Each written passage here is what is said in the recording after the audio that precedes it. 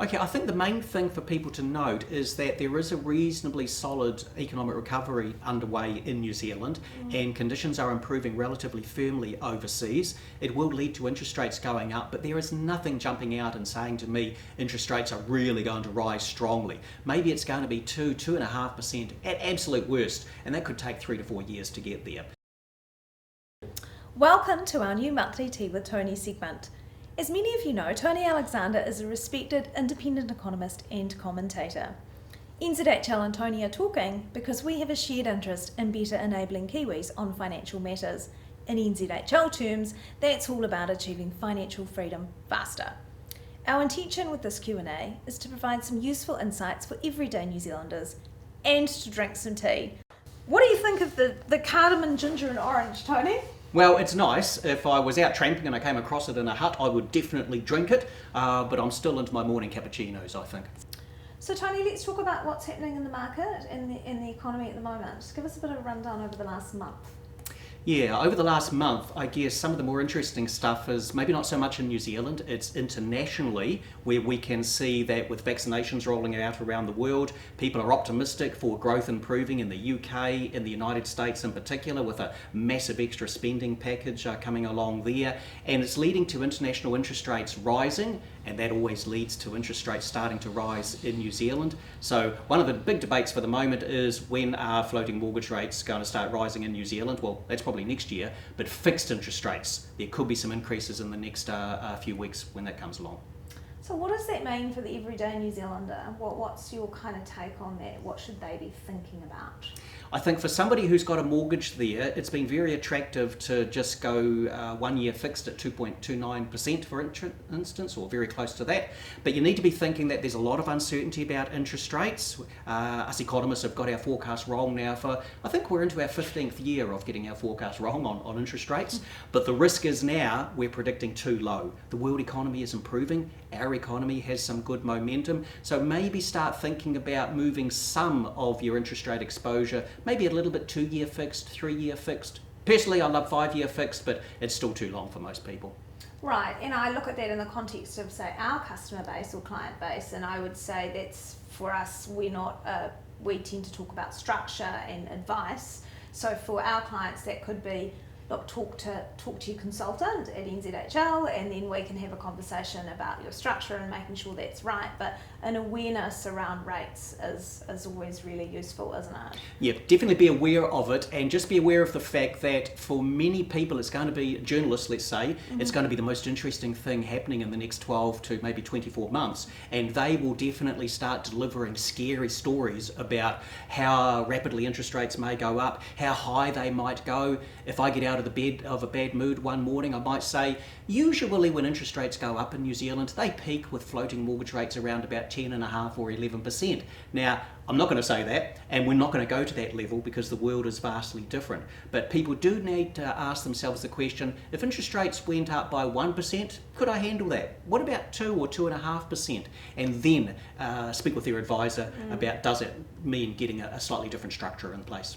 Because I know I've talked to a lot of our consultants about this, and they try and build a buffer in for their clients so that they can, still afford to have a life and manage an interest rate increase. So it's kind of about, I'm hearing, balancing the kind of panic with understanding the facts and the situation, right, and then getting the right advice. But yes, I've been reading a lot of your stuff, and it appears that there's movement in the market of interest rates. Yes, things are starting to move in the direction of interest rates going up, but we really don't know what level they're going to peak out at or how rapidly they're going to go up.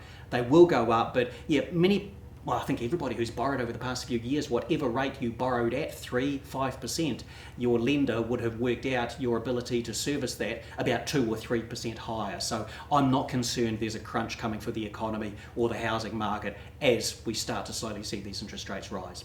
And look, to that last point, that was going to be my next question. Obvious question is, and everyone's speculating at the moment because things are hot.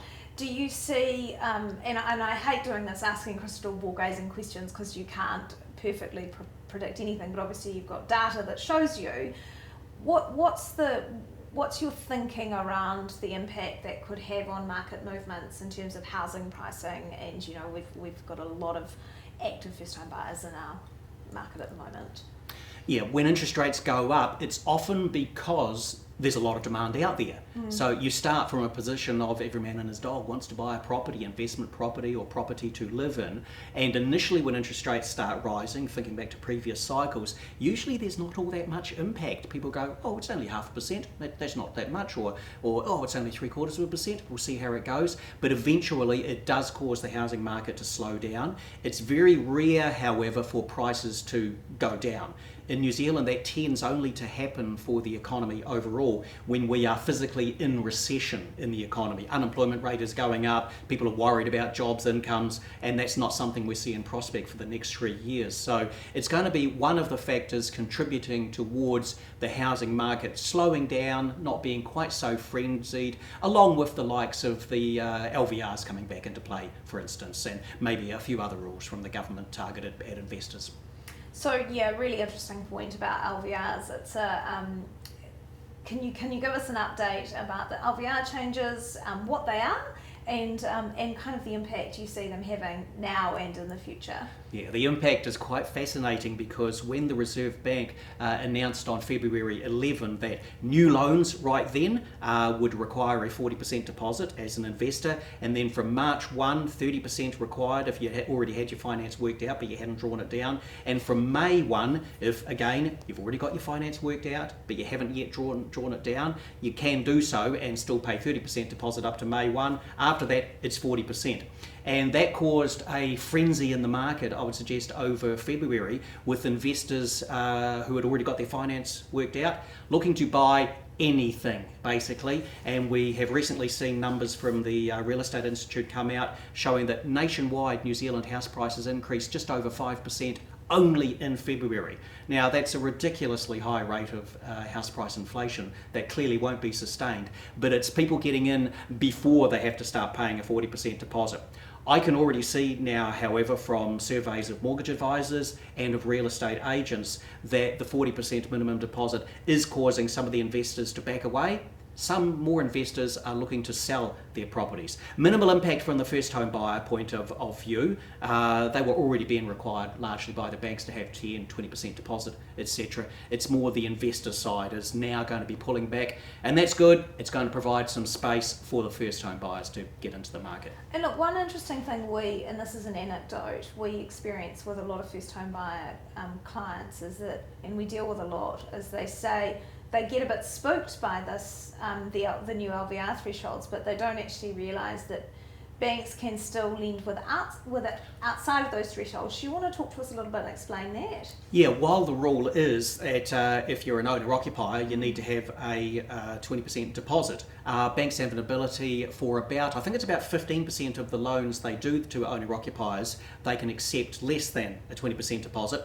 Well, about 40 to 45% of the lending to first home buyers, the deposit is less than 20%.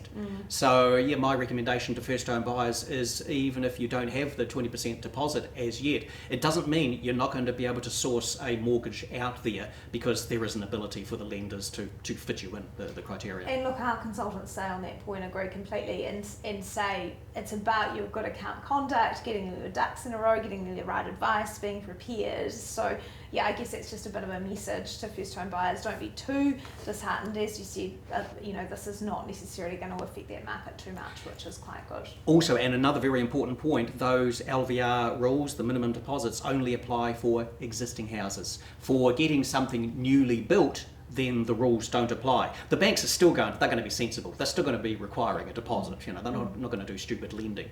But it has meant, I think, that already in the past 12 months, because of the shortage of listings, we've seen more and more buyers go towards builders in order to get something built and new, and I would expect now with the LVRs back in place officially, even more people are going to go to builders and look to get something built, look to maybe purchase a section, that sort of thing. So as an economist, I'm excited about that because it means the outlook for house building all around New Zealand is actually quite strong.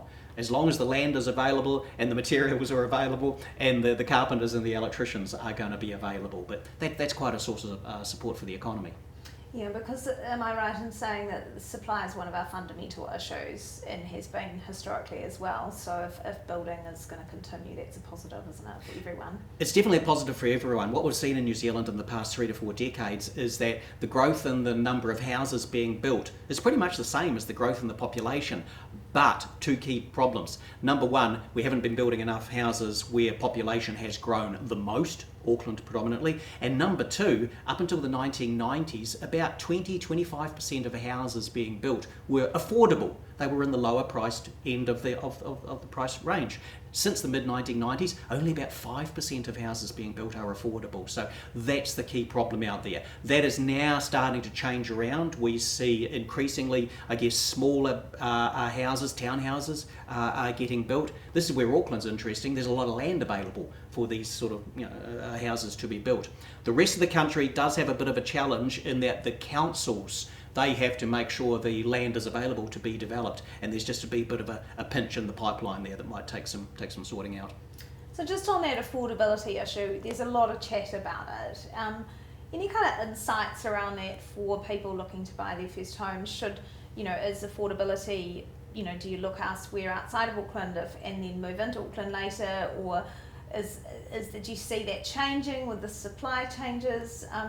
Because there is a lot in the media about millennials questioning, affordability, and then there's a counter view that interest rates are really low at historic lows, and back in the day when my parents had a mortgage, they paid 20%, so it's all kind of relative. Yep. I'm interested in your take on that, actually.